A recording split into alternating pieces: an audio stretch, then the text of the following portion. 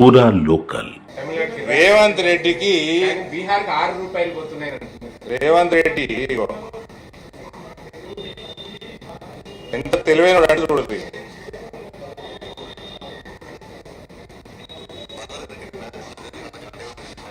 వీడు స్టాలిన్ తమిళ్లో మాట్లాడుతున్నాడు. ఉన్న ముఖ్యమంత్రులు అందరూ పెట్టుకోరు చెవులకు ట్రాన్స్లేషన్, అందరూ పెట్టుకోరు, హెడ్ ఫోన్స్ పెట్టుకోరు. ఇక మాట్లాడతాడు చూడండి నా మిత్రుడు. వస్తే వస్తుందని చెప్పాలి మరి ఆగు.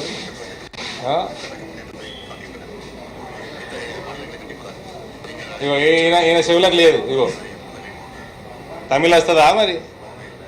పక్కకెళ్ళి ఆఫీసర్ వచ్చి చెప్పిండు నీకు తమిళ్ రాదు చెవులకు పెట్టుకోని.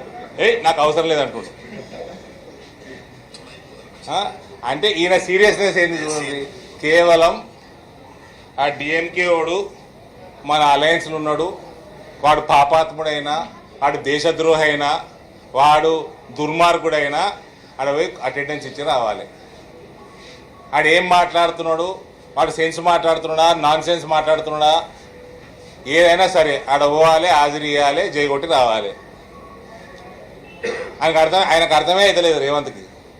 వెనకకెళ్ళి ఆఫీసర్ చెప్తూనే ఉన్నాడు పెట్టుకో వాడు అంత రబ్బిష్ మాట్లాడుతున్నాడు. అంటే ఏం రుద్దుతున్నారండి? ఎక్కడ రుద్దలేరు. రుద్దించుకోకండి. నేను చెప్తున్నా కదా, మీకు ఇష్టం లేకుంటే రుద్దించుకోకండి. ఎక్కడ రుద్దుకోమని లేదు.